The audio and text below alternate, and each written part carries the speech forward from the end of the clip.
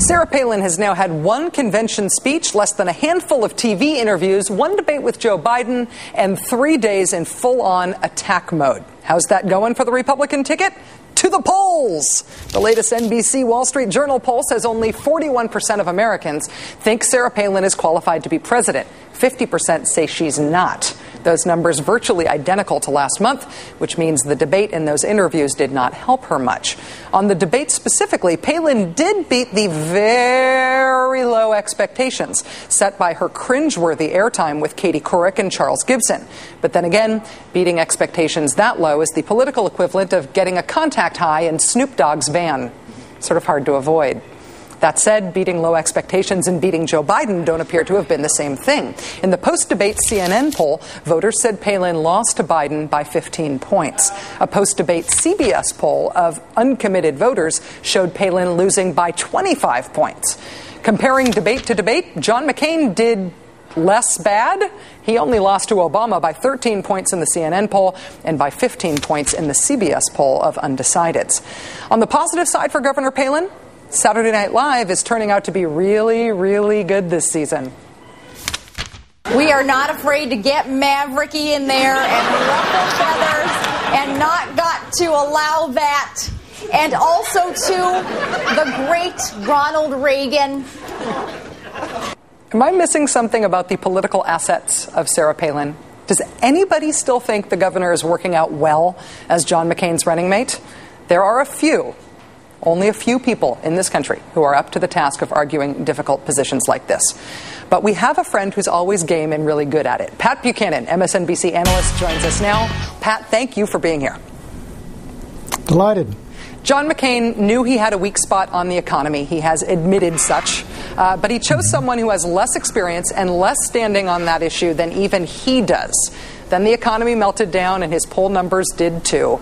You have to admit, Sarah Pailin's starting to look like a bad pick, isn't she? No, that's a foolish analysis, Rachel. At the night of you were out there, I think, with us in Denver, when Barack Obama gave that excellent speech, he moved 8 points ahead of John McCain. The next morning, Sarah Pailin was picked, and within a week, John McCain had gained 10 points and was 2 points ahead of Barack Obama.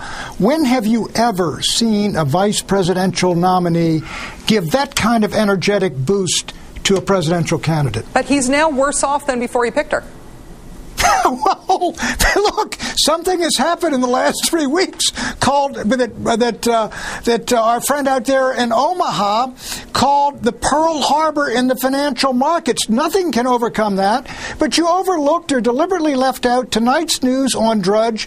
The CBS poll says after Palin's vice presidential debate, the 9-point deficit McCain had is now down to 4 points in registered voters and 3 points in likely voters. Now, I don't doubt that the Republican ticket could very well go down. I don't know how you overcome something like what happened in the last 3 weeks. But to deny that Sarah Pailin has been the sensation of this season is to not deny the evidence of your eyes, Rachel. But Pat, the big political issue here, and you could have seen it coming like a Mack truck through a tunnel, is this economic crisis. And one might expect that if he had picked somebody who had any economic expertise or standing whatsoever, especially Rachel, given that he knew he had none, he might be doing slightly better than pulling out of Michigan right now, don't you think?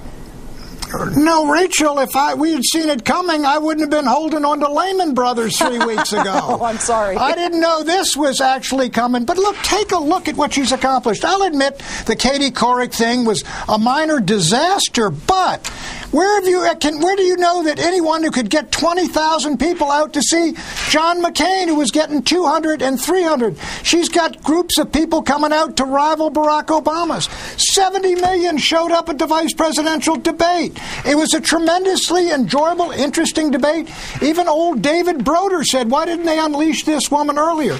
Is she enough to override these last 3 weeks when 82% of the country thinks we're in the wrong direction? We've had a crash in Bush is at 22%? Maybe not, but to deny that she's a good pick, I think really this is an ideological obsession, Rachel, that you've got to get over. I don't have an ideological obsession with anything this you small. You got some kind of obsession? Coming out of that debate. Look, this is a Lawrence Harvey thing and enough human bondage. I know that you really want Sarah Palin to have been a good choice, but I feel like the objective evidence here disproves it totally. 41% of Americans think that she could be president she's qualified to be president coming out of that poll, coming out of that debate. 50% of Americans say no way. She's not going to get another crack at 70 million Americans.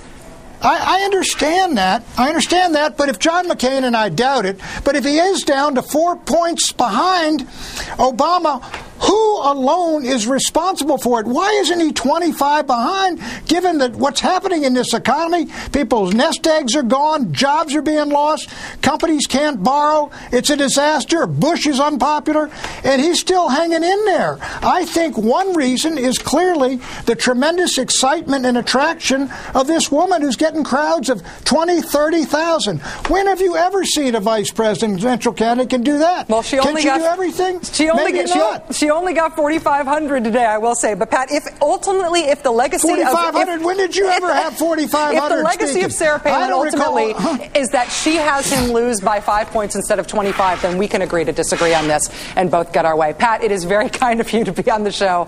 Thank you for joining us. Thanks, Pat. Right. You've got to be nicer. Get out of that dump truck you were talking about earlier. Nicer, a specialty right here.